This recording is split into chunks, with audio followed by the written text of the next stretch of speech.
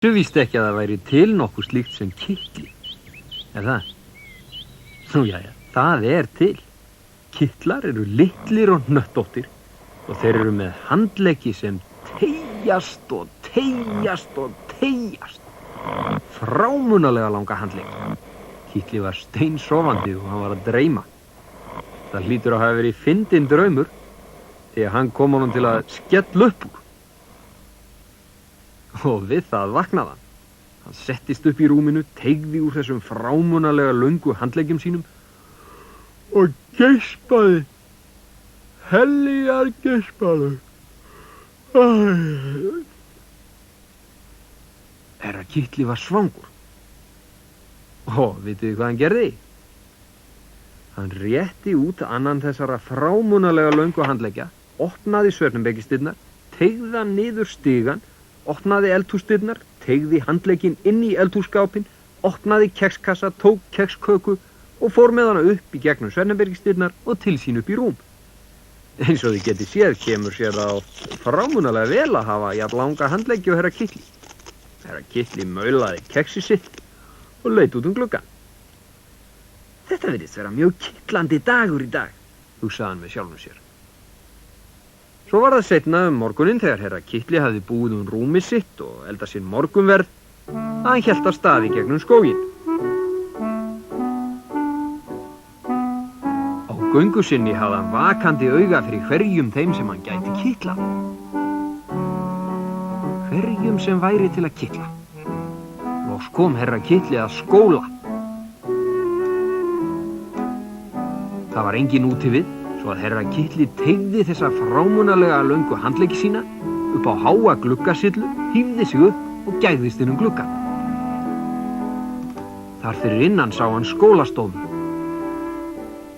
Þar sátu börn við borðin sín og kennarinn var að skrifa á töfluna. Herra Kitli beið smá stund en teygði sig svo inn gluggann.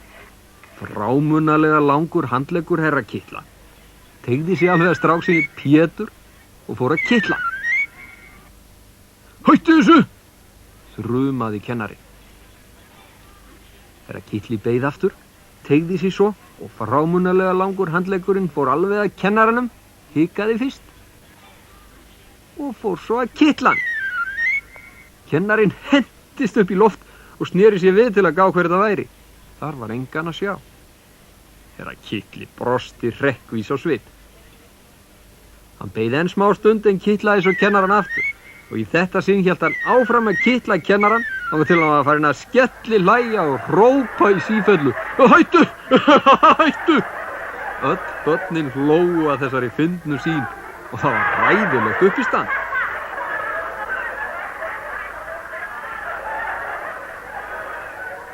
Herra Kitli hló með sjálfum sér, stökk svo niður úr glugganum og lét kennaranum eftir að útskýra þetta allt, sem hann gat auðvitað ekki. Síðan hélt herra Kitli inn í borgina. Þetta var nú meiri dýrðardagurinn fyrir herra Kitla. Hann kitlaði lögregluþjón sem var að stjórna umferðinni á vegamótum í miðbænum. Það olli ægilegri umferðarflækju.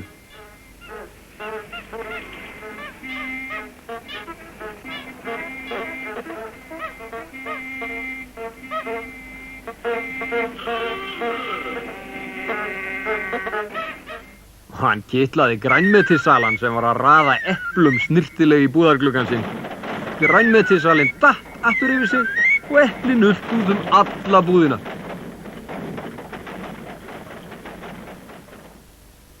Á járnbrautarstöðinni var vörðurinn í þann veginn að veifa flaggi sínu til brottfarar. Hann rétti upp handlegginn og herra Kitli kitlaði hann. Í hvert skipti sem brautarvörðurinn reyndi að veifa flagginu, kitlaði herra Kitlan þar til brottför lestarinnar hafði seinkað 10 mínútur og allir farþegarnir voru orðnir ævareiðir.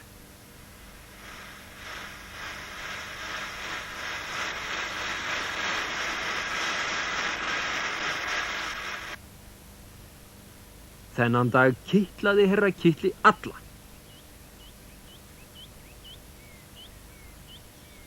Hann kitlaði lækninn. Hann kitlaði slátrarann.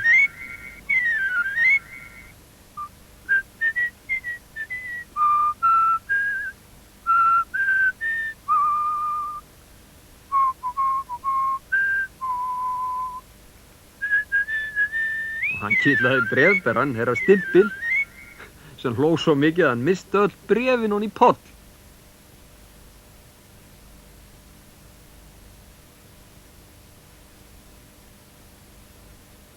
Svo hélt herra Kitli heim.